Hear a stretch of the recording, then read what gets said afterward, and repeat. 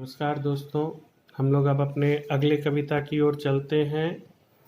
आप सब देख रहे हैं वर्मा सर का निष्णात क्लासेस का ऑनलाइन वीडियो लेक्चर। हालांकि हम लोग इसको बोल सकते हैं ऑनलाइन बुक लेक्चर, चूँकि ये कविताएं हैं जो आपके वर्ग में पढ़नी है आपको। हम लोग कक्षा 12 की यह कविता पढ़ रहे हैं जिसे सूरदास ने लिखा है। तो कविता पढ़ने से पहले हम लोग सूरदास जी के बारे में कुछ जान लेते हैं। सूरदास जी का जन्म 1478 के आसपास माना गया है और इनकी मृत्यु 1583 ईस्वी के आसपास मानी गई है। सूरदास सगुण भक्ति धारा के कवि हैं। इन्होंने कृष्ण की भक्ति को एक नया आयाम दिया अपनी कविताओं के जरिए। इनका जन्म स्थान दिल्ली के निकट सीही नामक गांव में माना गया है और इनकी जो कृतियां हैं उनमें सबसे प्रमुख है सूरसागर। यहाँ जो आप इनके लिखे हुए दोनों पद पढ़िएगा वो सूरसागर से ही लिए गए हैं, ठीक है। जन्म से अंधे होने के बाद भी इन्होंने कृष्ण की कैसी अमिट छवि प्रस्तुत की है, यहाँ आपको इनके दोनों पद में देखने के लिए मिलेगा।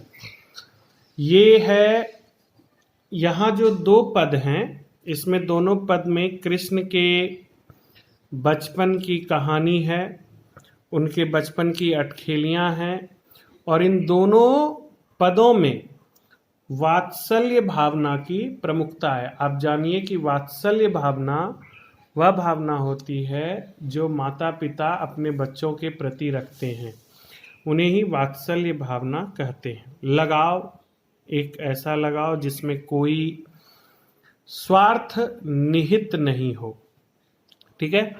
तो हम लोग अपने अगले इसमें इस पद पर चलते हैं कि यहाँ पर ये जो पद आप देखिएगा इसमें माँ यशोदा जो है भगवान श्री कृष्ण को नींद से जगा रही हैं। ये कहती हैं कि जागिए ब्रजराज कुंवर, कंवल कुसुम फूले, कुमुद वृंद संकुचित भये, भृंग लता भूले। बार बार हम आपको बता रहे हैं कि ये जो पद है ये लिया गया है इनके सूरसागर से। यहाँ पर इसका अर्थ है इन दो पंक्तियों का कि जागिए ब्रज के राजकुमार, जागिए ब्रज राजकुमार यानी जागिए ब्रज के राजकुमार, कंवल कुसुम फूले यानी कि कमल, कमल का मतलब हुआ कमल, कमल फूल खिल चुके हैं। जागिए ब्रजराज, कमल फूल खिल चुके हैं। कुमुद वृंद संकुचित भय, कुमुद, कुमुद एक ऐसा फूल है जो रात में खिलता है। तो इसमें बताया जा रहा है यहाँ माँ इनको जगा रही हैं और क्यों जगा रही हैं वह भी कारण सहित जगा रही हैं कि कमल फूल खिल चुके हैं बेटा और कुमुद के फूल बंद हो चुके हैं। भृंग लता भूले यानी फूलों पर भंवरे मंडराने लगे हैं।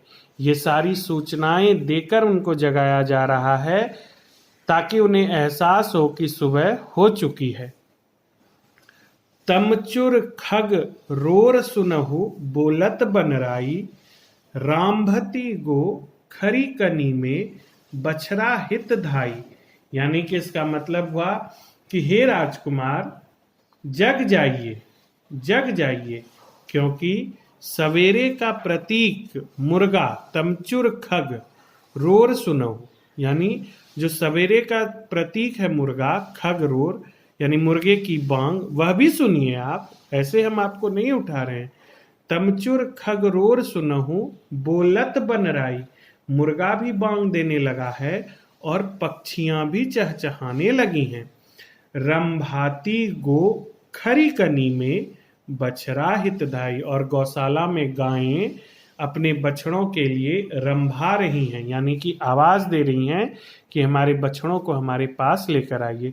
ये सारी बातें सुबह की प्रतीक हैं, इसलिए हे ब्रज के राजकुमार उठिए, उठिए और देखिए कि सुबह कितनी हो गई है।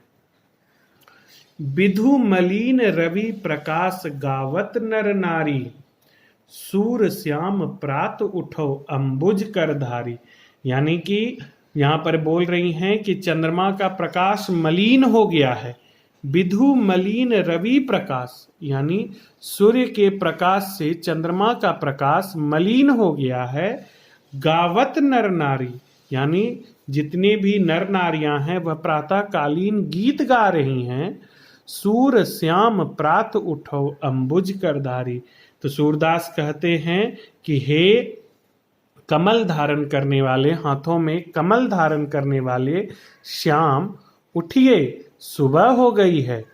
प्रात भयो सूर श्याम प्रात उठो अंबुज करधारी, यानी कि सूरदास जी भी कहते हैं कि हे श्याम उठिए सुबह हो गई है। हे, और इन्होंने बहुत ही इज्जत के साथ, बहुत ही भक्ति भावना के साथ भगवान श्री कृष्ण को उठाया कि हे हाथों में कमल धारण करने वाले श्याम, उठिए सुबह हो गई है। यानी कि माता यशोदा यहाँ तक बता रही हैं भगवान श्री कृष्ण को कि उठिए सुबह हो गई है। जागिए ब्रजराज कुंवर कमल कुसुम फूले, यानी हे ब्रज के राजकुमार उठिए, कमल खिल चुके हैं।